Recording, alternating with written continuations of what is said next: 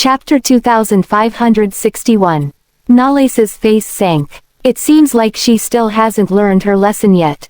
Cecilia might have already succeeded if he hadn't had some bodyguards to protect Daisy around the clock. Well, she's a tailor, and her father is her biggest supporter. Do you think she'll have any respect for other people? Even the most powerful capitalist is raised by the tailors. Gideon could see the whole picture better than anyone else. After all, there were countless plutocrats or rich kids in Haniston who took advantage of their family background to get everything their way. As long as their families remained standing, they could do everything they wanted to, and nobody could stop them. That was unless their families went down the hills or fell from grace. Nolles was playing with the pen between his fingers when he received a message from Edison. Edison was chasing after the two men on the street, but he soon lost sight of them. He clicked his tongue and gnashed his teeth tightly. He went back to the scene and checked on Bart, who had been shot earlier. The bullet had gone through his chest, and his pupils were already dilating. Bart was dead. Edison pulled his phone out and made a call. After that, he went to the police station to give his statement. When he came out, Nolles had already arrived. He lowered his head and said, "I'm sorry, Mr. Nolles. It was too late by the time I got there." "Don't worry, it isn't your fault," Nolles said. "Even if they've killed Bart, we still have another way to get what we want." Edison suddenly remembered something and raised his head. "I found that Bart has a family member in the city. It's his brother, but they rarely contact each other." "Really?" "Yeah, I feel it's strange too. Both of them are brothers, but they rarely contact each other." His colleagues in prison said they never heard him mention anything about his brother. Nolles fell deep in thought for a moment before asking, "Did they have any grudges against each other?" Edison shook his head. "Nope, I heard from prison that Bart admires his brother very much. He admired his brother, they did not have any grudges against each other, and they rarely contacted each other." Nolles chuckled lightly and said, "It seems like his brother is living a good life. He must have gotten some relationship with an aristocrat." Edison asked, "What makes you think so? You've been to Bart's house, right? Did you notice anything?" Edison thought for a while and replied, "I didn't see anything special in his house. It's just a normal house. Besides, the place was rented by him at a low price. It seems to me that Bart is a frugal person. Even his furniture is old." After he finished speaking, he noticed something. "Are you saying that his older brother had little contact with his younger brother because he didn't want people to know about his brother's situation?" Nolles looked into the distance. "Don't forget that Bart has never served in the military before. I'm sure that it must be his brother who helped him to get his job in prison. Bart wouldn't have ended up this way if his brother was an aristocrat. I think his brother is working for an aristocrat. There are only two reasons he rarely contacts his brother. One is he wants to protect his brother, and the other is that the person he serves doesn't allow him to do that." Edison saw the light and said, "I see. People might get suspicious if this man has a close relationship with someone from prison. So, they won't contact each other unless it's absolutely necessary. As for Bart, he didn't tell anyone about his brother because even if he failed his mission, he wouldn't bring trouble to his brother as well." The person that Bart's brother served was cautious. He knew his man had someone working in prison, and apparently, Bart's brother was not protecting Bart. He was forced. Otherwise, Bart wouldn't have been killed. Chapter 2562. At the tailor's, Cecilia pushed all the food that the maid had brought to the floor. Get out of here." Lucius and his wife came to the room. When he saw the mess on the floor, he frowned and dismissed the maid. Bianca walked into the room and sat beside the bed. Looking at her daughter, whose face was still swollen red, she said, "Cecilia, calm down." "How can I calm down? That bitch asked her man to slap me. She asked a lowly bodyguard to slap me." Cecilia had never been humiliated like this before, and her face was livid with rage. Lucius came into the room, and his expression was dark. "It seems to me that you still haven't learned your lesson. Cecilia, I'll disown you if you don't stop now." Cecilia's eyes turned red when her father scolded her instead of comforting her. "Dad, are you blaming me?" This is obviously that bitch's fault. Nolles is her husband, and he's the prince. How can you fight with the royal family? I can't believe that you're so stupid. I want you to become his wife, not offend him," snarled Lucius. Bianca did not say anything as she knew her own husband's temper very well. Cecilia was tongue-tied as well. Meanwhile, a maid appeared at the door and said, "Sir, His Highness is here." Lucius' expression changed. He knew that Nolles must be up to no good for coming here at a time like this. As for Cecilia, her face turned pale when she heard that Nolles had come to her house. She still couldn't forget how Nolles had ordered his bodyguard to shove the medicine down her throat last time. That man was a monster. Lucius came downstairs with the maid. Nolles was already sitting on the couch, and the butler was serving him tea. Nolles glanced at Lucius and asked, "Clover died in prison. Do you know what happened, Mr. Tailor?" The butler became anxious and looked toward Lucius. Lucius's face sank as he replied, "What do you mean by this, Your Highness? Are you saying that her death has something to do with me?" Nolles chuckled and raised his head. He looked at Lucius amusingly and continued, "After all, you and your daughter are the only ones who will benefit from Clover's death. If you wanted to clear your daughter's name, your best shot would be ensuring that Clover would shut her mouth forever. Your Highness, you don't have any evidence to prove that her death is related to the Tailors. I can understand that you're doing this just to get back at Cecilia for all the suffering she caused to your wife. Cecilia has already learned her lesson. She has gotten what she deserved. I can understand if you don't want to forgive us, but I won't allow you to pin something that we have never done on us," Lucius said with a stern voice. He was very calm. He looked like he had never done any of those evil things and that it was Nolles who was being unreasonable. Nolles looked at him for a long while and said, "Yes, you didn't do it, but what about your men?" The butler's back was drenched with cold sweat, and his heart was in his throat. Lucius knew that Nolles was difficult to deal with, but he did not expect him to be so difficult. He first asked about the woman's death, and now he asked about Bart. He was certain that Nolles had learned about something. That being said, whether Nolles had learned something or he was just testing them, he would not allow himself to panic. He remained calm and said, "Of course. I believe that my people wouldn't do something like that either." Chapter 2563. I hope so too, Mr. Tailor. Nolles put down the cup and stood up. He slowly fastened the buttons on his shirt and turned around. Lucius watched and clenched his fists tightly as Nolles slowly disappeared from his vision. The butler breathed a sigh of relief, but a hint of fear lingered in his heart. "Sir, what do we do now?" Lucius stopped beside him and ordered, "This is your own business. You figure out how to settle it. I'll get rid of you if you can't settle it." The butler's face turned pale with fear. Edison was standing in front of the car while Nolles came out of the Tailor Manor. He opened the door for him, and they got into the car. Edison then started the engine and drove away. While they were on their way back, Edison looked at the rear mirror and said, "Mr. Nolles, your visit will definitely arouse Mr. Tailor's vigilance. If it's really related to him, he'll surely erase everything that can raise our suspicion." Nolles placed his hand on his forehead and leaned on the window. Motivation-wise, Cecilia is the only one who benefited from Clover's death, especially since her reputation is at risk right now. Edison was stunned. "Are you saying that he'll choose to take someone's life just to restore Cecilia's reputation? Don't forget that Lucius is someone who values interests more than anything else. If his daughter admits that she has joined forces with Clover and caused Daisy to have a miscarriage, Cecilia and the entire Tailor's reputation will be greatly affected in the aristocratic circle. Once Clover is dead, Cecilia just needs to divert the attention to a dead person. A dead person won't be able to defend themselves, so the public will never know the truth."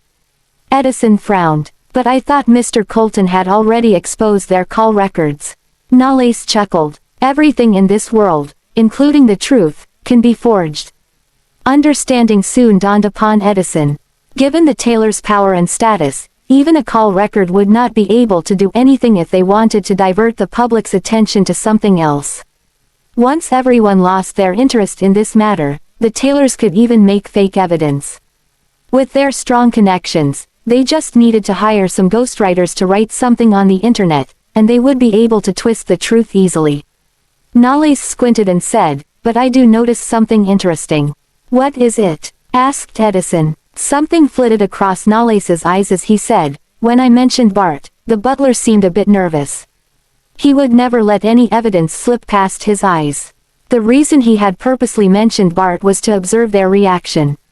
Edison was stunned. His butler. Nolles sat up straight and said, it's time we look into the tailor's butler. Meanwhile, at the film college, Freya came to Professor Merlin's office. She knocked on the door and went inside after getting his permission. Professor Merlin put down his cup and raised his head. It's you. What's the matter? She walked up to the desk and sat down. Professor, I heard from Mr. Lancel that you've studied criminal psychology before, right? Professor Merlin was stunned for a moment before chuckling. Yeah, I did study that before when Up-Pointing Arrow was young. But why would you ask? Freya's eyes glowed up, and she said, I'm sure you saw the news the other day about a woman who was poisoned to death in prison, right? You told me that this matter has something to do with the prince, right? She nodded and replied honestly, my best friend is the prince's wife. She's pregnant. I'm worried that it might affect her, so I want to do something to help her. Chapter 2564. I can understand that you want to help your friend. Professor Merlin put on his glasses and started to sort out the documents on the desk. But I'm worried that it might bring you some unwanted trouble if you poke your nose in it. Freya nodded. I understand. Only someone from a powerful family can kill an inmate in prison with poison. And this powerful family is a threat to the prince and to the entire royal family. The prison was tightly secured. Even if they had someone in prison, an ordinary person would never be able to pull out such a feat. Besides, if they killed an inmate, it would also bring them a lot of trouble. However, since they had the guts to do it, they must be capable of getting the trouble out of their way. Professor Merlin crossed his fingers and placed his hands on the desk. He sat with his back straight and said, so, have you made up your mind? Freya said sternly, yes, Professor. Even if I can't find out who the mastermind is, at the very least, I can figure out why they want to do it. Professor Merlin pulled out a document and put it on the desk. This is the report from the police and the prison. She was stunned. How did you get it? He said slowly, the police department has approached me before and asked for my advice. I met the suspect the day before yesterday and had a conversation with him. However, he didn't have the time to commit the crime. Freya was dumbfounded for a few seconds. She looked at the document in her hand and said, he didn't have the time to commit the crime. Professor Merlin nodded. The food the inmate ate was poisoned, and the duty officer in the kitchen that day became the first suspect. After all, he was the only one who had touched the food. But the food in the kitchen goes through strict testing every day, and he stayed in the kitchen all the time. Even if he had the opportunity to put the poison in the food, there is no way the machine couldn't detect it. Could it be that the person only put the poison in the food after testing? Impossible. There are surveillance cameras everywhere in prison. Besides, all staff members have to go through a body search every day before starting their work at the prison. If he really brought any poison into the prison, people would know about it. Freya frowned. The prison was strict, and everything had to go through a series of tests. The staff members were not allowed to bring any dangerous items on them, let alone a bottle of poison. So how did he do it? Meanwhile, someone knocked on the door. Professor Merlin said, come in. The man who came in was a police officer. He had a handsome face and nodded at Professor Merlin. Mr. Merlin. Freya rose to her feet and said, I'll be going out first, then, Professor. Just when she was about to leave, Professor Merlin stopped her. You can stay here. Don't you want to know the result? She was slightly surprised. Was she really allowed to hear something so important? The man observed Freya for a moment before walking toward Professor Merlin. He stopped in front of the desk and said, we have a lock on another suspect named Bart, but he was killed yesterday, so there are 2 murder cases now. Professor Merlin said, well, this seems a bit tricky. The man lowered his eyes and said, yes. And this incident has something to do with the prince. The prince's man was just around when Bart was killed. Freya's pupils constricted, and she pressed her lips thin. The man continued, Mr. Merlin, we're ordered to investigate these two cases. Since it might involve the aristocrats, we hope that you can step in. The Merlins indeed had the right to step in. Besides, this case was related to the prince. If they wanted to investigate it, they needed to get more evidence. Otherwise, it wouldn't be easy to take such a big risk and go against the royal family. Chapter 2565. Freya felt that he was indicating something. She looked toward Professor Merlin and said, I can assure you that this has nothing to do with the prince. The man frowned but did not say anything. Professor Merlin smiled and said, Captain Burke, meet my student. She's interested in this matter as well. Captain Burke frowned and asked, is she related to the deceased? Nope, but she's related to the prince. He's Brandon's daughter. Captain Burke nodded. I see. Freya looked at him and asked, can I ask you a question? What makes you think that this incident has something to do with the prince? Just because the prince's man was around the scene when the suspect died. Captain Burke fell silent for a moment before saying, although we can't confirm whether or not this has something to do with the prince, he was the first one to know that Bart might be the person who put the poison in the food. And Bart died because he knew too much. Only those who were involved in the poisoning would do something like this. And the deceased has worked for the prince before as a housekeeper hired by His Highness and was the culprit who caused his wife to lose her baby. Freya took a deep breath. So this is the reason they suspect Nolles. She asked again, if we can't get any more evidence, we can't prove the prince's innocence, right? Captain Burke nodded. Yes. Meanwhile, Nolles went to give his statement at the police station. He had become a suspect in Bart's death. Edison went with him and got angry when he learned that the police suspected Nolles. This has nothing to do with His Highness. You guys must have gotten something wrong. Sir, we also hope that we're mistaken. But at this point, Clover and Bart's death have a strong connection to His Highness. Although we can't prove that His Highness is the murderer, he's one of the suspects at the moment. So, I hope that His Highness can cooperate with our investigation first. Edison was stunned and froze. It was Nolles who had gotten to Bart first. When he went to confront Bart, the latter was killed. Could it be that someone found out that he had called the police and made a statement at the police station, so they went along with it and pushed the blame onto Nolles? And all of this happened after Nolles went to the Tailor Manor. Nolles looked at him and said, don't worry. I'll cooperate with the police in the investigation. But I want you to help me keep it a secret from Daisy first. But this obviously has nothing to do with you. Nolles looked straight at him and said, I trust you, Edison. Edison soon understood what Nolles was trying to tell him through his eyes. He had his own plan. After that, Edison said, okay. 2 days later, at Blue Valley Manor, Daisy came downstairs and found a maid. She asked, Nolles hasn't come back yet. The maid was stunned for a moment and replied, we haven't seen him in the past 2 days. Daisy lowered her head and fell deep in thought. She had a bad feeling about it. She felt that something must have happened to Nolles. Ma'am. Mia came back from outside, and Freya followed behind her. Miss Pruitt has come to see you. Daisy went up to her with a smile. What brought you here today? Freya wanted to say something, but she did not say anything in the end. Daisy asked, what's the matter? She walked to the couch with a smile and replied, nothing. I just came to see you. Chapter 2566. Mia went to make tea. Daisy approached Freya. Did something happen to Nolles? She froze for a split second. Daisy came. Freya, please at least give me something. Nolles hasn't come back in 2 days, and when Edison here the other day, he only told me that there's something that Nolles had to deal with, but I know that even if something huge was up, he would still give me a call and update me personally. If he hadn't run into some accident, how could he have only asked Edison to convey his words to me?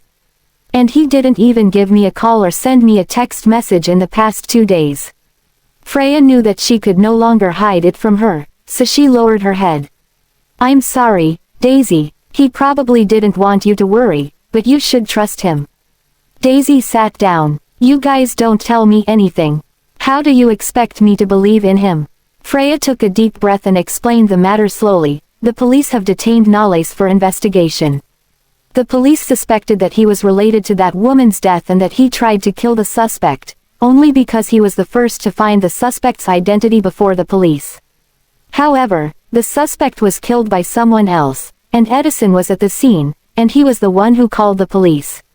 Daisy was shocked. What? Daisy, at present, they suspect that Nolles has the biggest motive because Clover was the housekeeper he hired, and she once tried to harm you.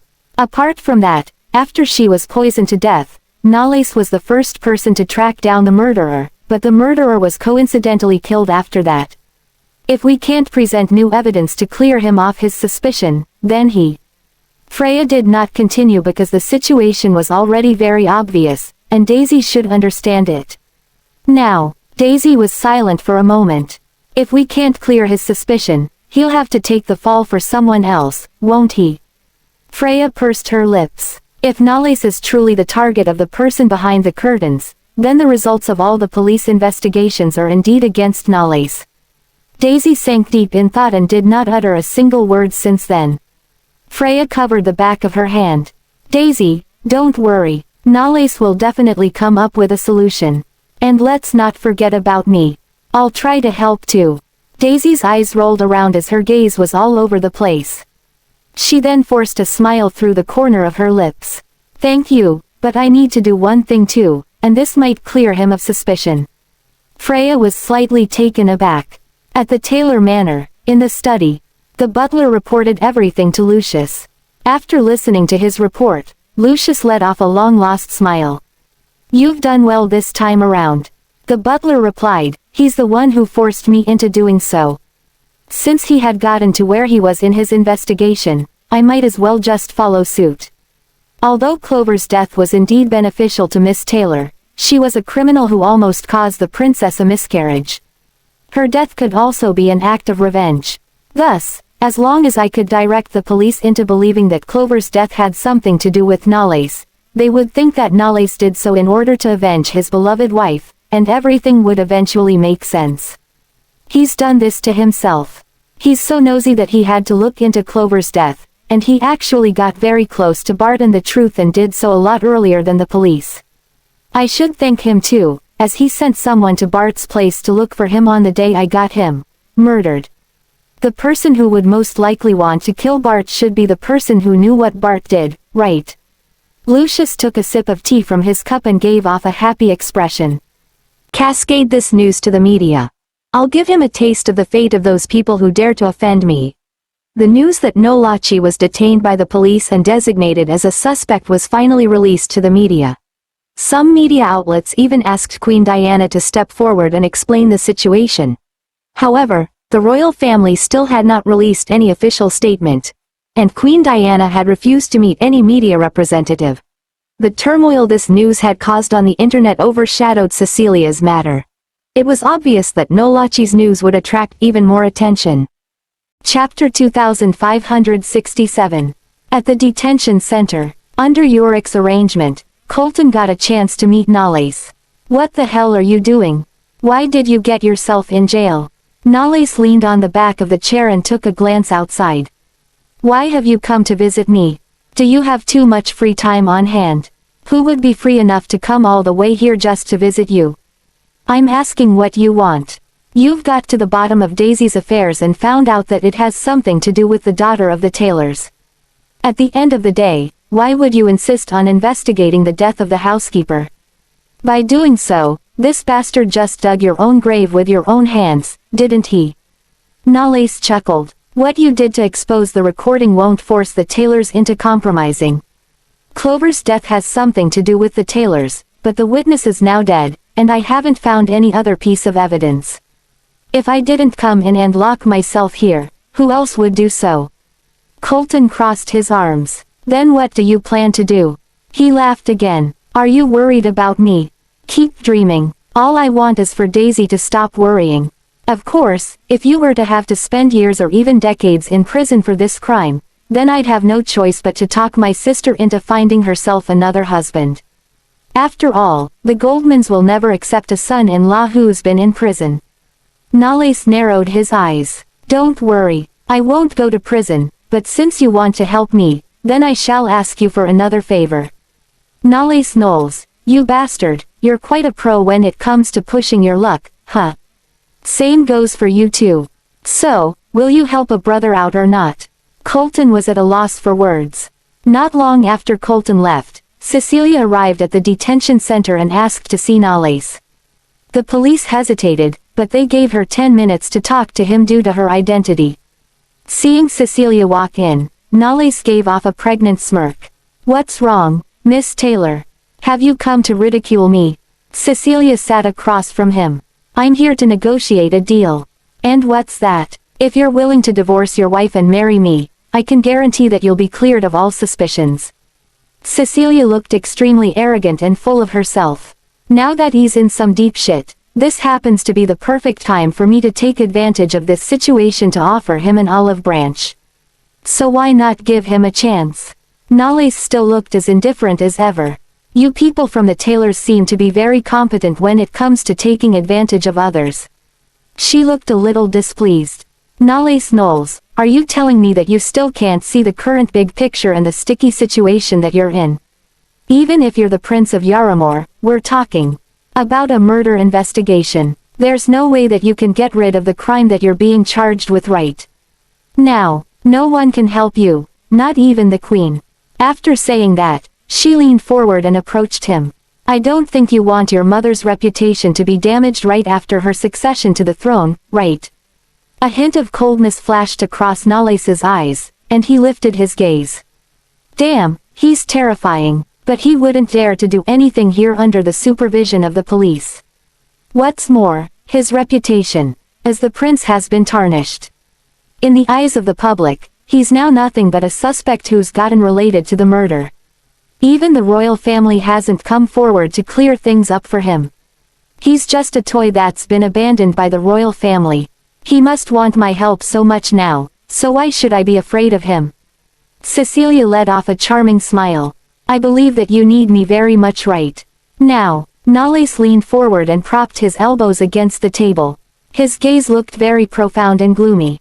Okay, you have my word. She was taken aback, and she could no longer conceal the joy within her. Really? He narrowed his eyes and smirked. As long as you tell me who your father sent to kill Bart and frame me for the crime, I'll marry you. The smile on her face froze, and after a long time, the pure joy on her face turned into anger. Nolles, are you trying to make a fool out of me? He laughed out loud, and a beam of sarcasm radiated from his eyes. Otherwise, do you really think that I'll divorce my wife and marry you, someone who can no longer give birth? Nolles, she got up abruptly and roared, but she realized that she was being monitored at the moment, so she held back her wrath. Nolles, are you very smug with what you've achieved so far? Chapter 2568. Nolles shrugged indifferently, and Cecilia was on the brink of dying on the spot because of his complacency. I'm indeed very proud of myself because the person who will end up in prison won't be me. As for the evidence that's putting me in here, clearing my suspicion is as easy as ABC. It only depends on whether I'm willing to go to that extent or not. She sneered and gnashed her teeth. Stop deceiving yourself. Nolles, you're now only a down-and-out prince who will be locked in prison, and no one can save you except me. At this time, a police officer suddenly opened the door and came in. Mr. Nolles, you can leave now. Cecilia's expression changed instantly. How is this possible? He's the suspect who has the biggest motive, so how could he be released? Nolles squinted as he thought about the sudden turn of tides, only to hear the police officer continue. Your wife has provided us with strong proof that you would not poison Clover Finley. Nolles froze for a split second, then got up quickly and left the interrogation room without looking back. Cecilia was stunned in place, and her face turned pale. The police officer was about to leave the interrogation room, and she gnashed her teeth and asked, what kind of proof has his wife provided? The officer explained, Clover Finley didn't cause Mr. Nolles' wife to suffer a miscarriage, so Mr. Nolles doesn't have the motive to poison Clover in order to avenge his wife. Cecilia clenched the hands that were hanging by her sides, and she trembled with anger. She didn't have a miscarriage. Nolles, that shitsack lied to us and concealed the truth from everyone else. He even forced me to consume the medicine. What the fuck? I've lost fertility because of his actions, but that bitch's baby is still alive and kicking. Waves of profound hatred welled up in her chest cavity. I'll definitely make them pay. Nolles went straight to the front lobby, and among the crowd, a familiar female figure was sitting on the bench. Everything surrounding her dimmed in an instant, as if she had a spotlight on her. It was none other than her. Daisy turned to look at him and stood up with a wide smile on her face. Nolles rushed toward her immediately, stretched out his hands, embraced her, hugged her tightly, pressed his lips against her forehead, and gave off a faint smile. "What a fool you are," she complained in a low voice. "How dare you reprimand me first? Why did you hide the situation from me?" "I'm sorry." Nolles stroked her cheek and glanced dotingly at her. "I've made you worry." She snorted softly and turned her face away. "I won't forgive you this time around." There was a hint of hilarity in Nolles's eyes. "Okay, then I won't be forgiven this time around." Daisy held him by his hand as if he was a child and led him out of the precinct, not forgetting to explain her actions. "Freya told me that you got framed when you were investigating the death of Madame Ames. How could you expect me to sit idly at home while my husband was being framed and locked away?" While listening to her chatter, Nolles's smile intensified, and he did not interrupt her. "You're not allowed to hide such things from me in the future, do you hear me?" Daisy turned her head, saw that he had been staring at her, lifted her hand, and waved it in front of his eyes. "I'm talking to you. Did you hear what I just said?" Nolles laughed out loud and responded with a hum. "Yes, I heard. Then do I have your word?" He held her hand and kissed the back of her hand. "As long as it's not dangerous, I'll tell you everything." Daisy withdrew her hand. "Now, let's go home." Nolles wrapped his arm around her shoulders, and the two got into the car. At Blue Valley Manor, Edison stood outside the yard, waiting for the couple to return home. Seeing that Nolles had really come home, he hurried forward. "Mr. Nolles, you've finally been freed." "Yeah, how did things go? Did you manage to look into the things that I asked you to investigate?" Edison took a glance at Daisy and hesitated. Daisy saw it and stood with her arms akimbo, expressing her dissatisfaction. "Is there anything that I can't know?" Nolles gave off a helpless smile and stroked the top of her head. "You can stay and listen to the findings." Chapter 2569. If I piss her off again, I don't think I'll be able to coax her. Edison reported, "I've found some clues. The butler of the Tailors comes from the north too. He and Bart Duval actually share the same hometown." Nolles supported his chin and thought about the information that they had obtained. "From the north, this seems to be a good clue. Send someone to the northern region to confirm this piece of information. By the way, deliberately release this information into the wind. It's best if that person gets to know about it." Edison nodded. "Understood." As soon as Edison took his leave, Daisy grabbed him. "Nolles, Madame Ames' death has something to do with the Tailors, doesn't it?" "Most probably, but we still need evidence." Nolles turned his head to face her, gazed at her, and held her hand. After that, he took her into his arms and kissed the top of her head. "Don't worry, I'm confident that we'll get to the bottom of his matter." After Cecilia returned from the precinct, her temper became more violent and out of control. She either threw things around the house or threw tantrums at the servants. The servants in the villa were full of complaints, but they did not dare to voice out for themselves and could only badmouth Cecilia behind her back. "Miss Taylor's temper is getting more and more irritable. I can't take her any longer. Try to understand her. After all, she's a woman who can no longer conceive but still dreams of becoming Yaramore's princess. Who asked her to offend His Highness? She's the one who brought all this onto herself, isn't she?" However, the discussion in the kitchen was overheard by Cecilia, and it was already too late when they realized that there was someone behind them. Cecilia kicked the closest servant to the floor, and the other maids' faces turned pale with fright. "Miss Taylor, who gave you permission to talk about me behind my back? Who do you think you are?" Cecilia's expression looked grim and twisted.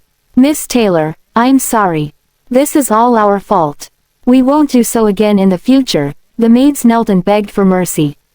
Cecilia grabbed one of them by the hair and forced her to look at her. "You lowly animal, do you know what will happen to you when you badmouth your master? You commented as if you're of a higher class than I am, didn't you?" She picked up the scissors on the countertop, placed them against the maid's face, and gave off a vicious smile. "Let's see how smug you can be after I've mutilated your face." The maid trembled violently, and tears were gushing down her cheeks. "Miss Tailor, please let me go. I'm sorry, Cecilia lifted the scissors and was about to scratch the maid's face when Bianca yelled at her from behind, "Cecilia!" Cecilia stopped, and Bianca stepped forward and snatched the scissors from her hand. "Have you lost your mind? Do you really want to kill her?" It hurt her to see her daughter acting like this. But if she were to continue to disregard her condition, she would not know what would happen to her. "Hey, you're welcome to think so." Cecilia scoffed and left the kitchen without looking back. Her eyes were filled with hints of coldness when she turned around. "I can no longer conceive, and even the lowly servants are starting to mock me. What will happen in the future? If everyone in the celebrity and socialite circle learns I'm a barren woman that can no longer give birth, they will probably ridicule me behind my back just like what those cits just did. I'll never allow that." After Lucius attended the cabinet meeting, he got summoned by Diana. An officer led him to the VIP reception room, where Diana was sitting on a couch, waiting for his arrival with a smile. "Lord Tailor, please take a seat." Lucius sat down, and a waitress stepped forward, poured him a cup of tea, and then stepped back to the corner of the room. He picked the teacup up and cut straight to the point. "Your Majesty, did you summon me here because of His Highness affair? I've heard about Nolles' matter." Diana turned the ring on her finger with a calm expression. "However, as far as I know, the female inmate was ordered to persecute the royal heir by Miss Tailor, am I right?" Chapter 2570. Lucius' expression looked a little restless, but he still stood his ground firmly. "That matter has nothing to do with Cecilia. The woman was the one who used Cecilia. Cecilia would definitely not do anything to persecute the royal heir. Really." Diana picked the teacup up from the saucer in her hand, and her eyes were fixed on the clear tea. "If this is the case, why is my son, someone who was investigating the cause of the housekeeper's death, being framed as a suspect? Your Majesty, perhaps everything His Highness did was to avenge his wife. The prison guards and police found the murderer, and His Highness sent someone out to search for the murderer. However, the murderer had already been brutally killed when they got there. His Highness is very suspicious when you look subjectively at the matter. If Nolles is suspicious, why isn't Miss Tailor suspicious too?" Lucius's expression stiffened. Diana lifted her head, stared directly at Lucius, and spoke clearly. "That housekeeper actually dared to use Miss Tailor. Is that even possible? What would be in it for her if she were to use Miss Tailor to persecute the royal heir? If no one was giving her instructions from behind the curtains, would she really have the guts to do so?" "Your Majesty, what do you mean by that?" Lucius frowned and looked obviously displeased. Diana scoffed. "I'm stating the truth, Lord Lucius. I might have just succeeded to the throne, and you might think you can fool anyone, but don't presume that I'll be one of them." The meaning behind Diana's response was blatantly obvious. Lucius clenched his masseter, and his expression dimmed. "Your Majesty, are you trying to protect His Highness?" "Lord Lucius, if you can protect your daughter, why can't I protect my son?" Diana looked serious. "My son was investigating the criminal but ended up being treated as a suspect. Are you telling me that the Tailors did not cause this incident?" Lucius stood up abruptly. "Your Majesty." Diana also got up and questioned him at the top of her lungs. "I would like to know if the Tailors are really loyal to the royal family. If so, you're to get Cecilia to come out to the public and apologize for her actions. You will also look into the murder of the housekeeper and get to the bottom of the case. If not, then I don't think there's a need for the royal family to show the Tailors any more respect." Lucius clenched his hands. "Your Majesty, everyone knows that the Tailors have been loyal to the royal family, but if you insist on doubting us, then should the Tailors continue to be loyal to the royal family?" "Are you threatening me?" Diana's expression turned gloomy instantly, and the VIP room's atmosphere dimmed. Lucius chuckled and spoke with confidence. Your Majesty, don't you understand that you still need the tailor's help if you want to stabilize Yaramor's political situation? Will the other cabinet members serve you willingly if the cabinet is without me? As for those young people who obtained your support just recently, do you think they're capable enough to serve you? Your Majesty, I advise you to think twice. If the late king didn't have my father's assistance when he succeeded to the throne, he wouldn't have even been able to secure his throne back then. You're only a woman, so if you truly want to stabilize the cabinet, we, the tailors, are indispensable. After Lucius finished speaking, he nodded slightly. That's all I have to say. I'll take my leave now. He then turned around and left. Diana watched as the man walked out of the room with a blank expression and slightly loosened her clenched hands. Lucius Taylor, do you really think I'm someone who'd let you do as you like without putting up a fight? It seems that there's a need for the cabinet to be overhauled as soon as possible. She summoned her officer into the room. Get Lord Yorick Hathaway to enter the palace and meet me here as soon as possible. The officer nodded. As you command, Your Majesty. It was a rainy night in a small town in the northern region.